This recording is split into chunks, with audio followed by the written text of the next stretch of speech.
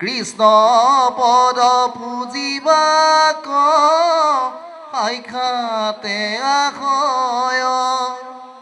এ ৰাম ৰাম চলে যে নকৰিবাক খোজলিংগন আউৰ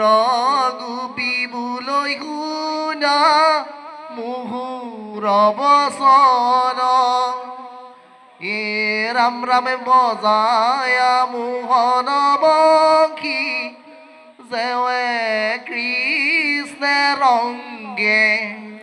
ৰৌদত চাৰন্ত ধেনু গোপগণ সংগে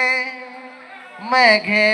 দেখি আঁকিবলৈ এন্তে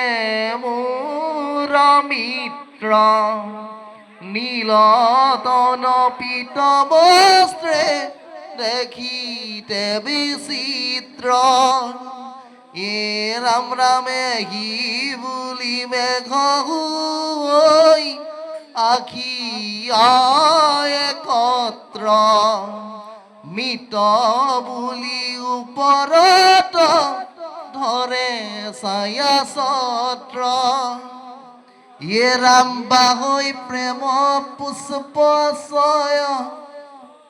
বৰিষৈ পাৰ আৰু ৰজনী বোলৈ বাক্য শুনিও আমাৰ পৰম কীৰ্তাৰ্থ কীৰা তহৰ ভাজ্য যত দেখি আচৰিলে কিনো পুণ্য পূৰ্বত গোপী হবে কৰৈ কুশ কুংকুমে মন্দিত ৰতি সময়ত লাগে কৃষ্ণৰ ভৰিত বৃন্দাবনে ভ্ৰমণ দেৱ নহত লাগি থাকে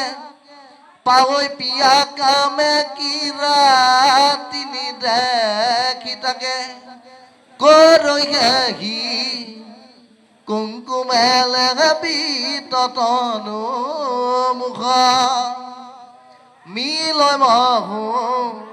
সব মদৰ এৰাই দুখ এতেকে কীৰ্তত মানুহ কিৰাত পত্নীক আমি অভাগিনীৰ বনধিক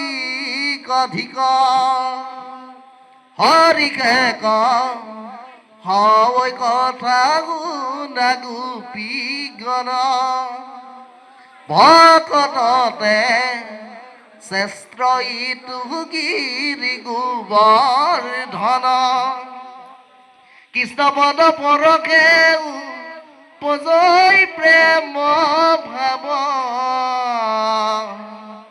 তিন হব কিহৰীৰ মাংস বগাৱ এ ৰামে দিয়া ফল ফুল মূল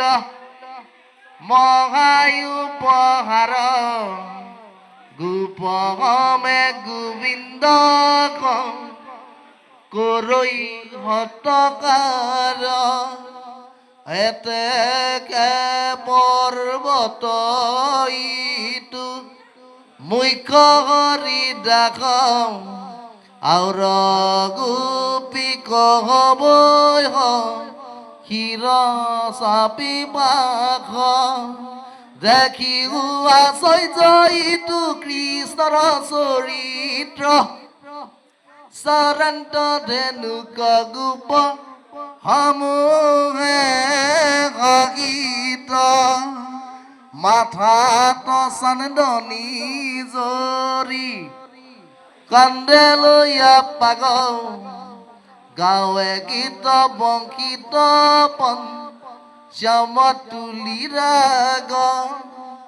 শুনি জীৱ জন্তু হৈ মোহিত স্বভাৱ তাকৈ বিক্ষ দিশ নিশ্চল কৰি গাঁও